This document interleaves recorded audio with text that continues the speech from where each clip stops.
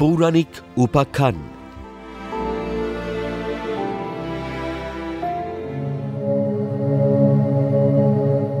চন্দননগরে জগদ্ধাত্রী পূজার ইতিহাস কি?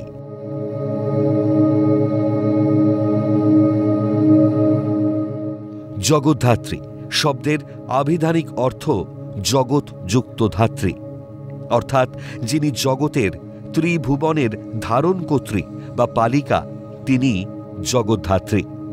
ব্যাপ্ত অর্থে দুর্গা, কালীসহ অন্যান্য শক্তি দেবীগণও জগদ্ধাত্রী।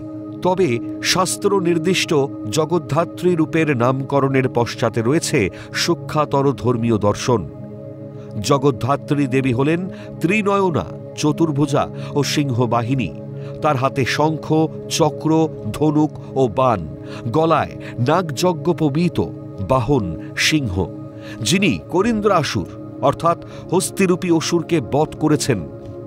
কিন্তু চন্দননগরে এই জগদ্ধাত্রী পুজোর প্রচলন কিভাবে হল, আজ জানাবো সেই তথ্য।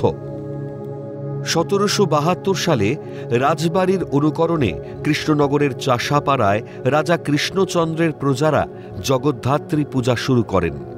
বুড়িমার পূজা নামে পরিচিত এই পূজা শুরু হয়েছিল ঘটে ও পটে। পরবর্তীতে 1790 সাল নাগাদ গোবিন্দ ঘোষ ঘট পটের পরিবর্তে জগদ্ধাত্রী মায়ের প্রতিমায় পূজার সূচনা করেন। চাষাপাড়ার দেখা দেখি মালেরাও রাজা কৃষ্ণচন্দ্রের সাহায্যে তৎকালীন 15 টাকা অনুদানে জগদ্ধাত্রী পূজার প্রচলন করেন। এ তো গেল কৃষ্ণনগরের কথা। চন্দননগরের পূজার ইতিহাস কি? চন্দননগরের জগদ্ধাত্রী পূজার সঠিক ইতিহাস না জানা গেলেও এটি খুবই প্রাচীন। অনেকে মনে করেন মহারাজ কৃষ্ণচন্দ্রের ব্যক্তিগত সহকারী দাতারাম শূর রাজার অনুদান নিয়ে 1762 সালে প্রথম গৌরহাটি গ্রামে তার বিধবা কন্যার বাড়িতে জগদ্ধাত্রী পূজার অনুষ্ঠান করেছিলেন। পরবর্তীকালে স্থানীয় গ্রামবাসীরা দাতারাম শূরের মৃত্যুর পর আর্থিক সীমাবদ্ধতা সত্ত্বেও এটি চালিয়ে যান। ব্যবসায়ী ও সাধারণ মানুষের মধ্যে তা ছড়িয়ে পড়ে। জানা যায় চন্দননগরের বারোয়ারি পূজার সময়কাল 1790। ঔপনিবেশিক ফরাসিদের সহযোগিতায় চন্দননগরে সর্বজনীন জগদ্ধাত্রী পুজোর সূচনা হয় বলে মনে করা হয়। তবে অন্য একটি মত প্রচলিত আছে। ইন্দ্রনারায়ণ চৌধুরী নামক একজন ব্যক্তি কৃষ্ণনগরের রাজা কৃষ্ণচন্দ্রের অনুকরণে চন্দননগরে জগদ্ধাত্রী পূজার প্রচলন করেন।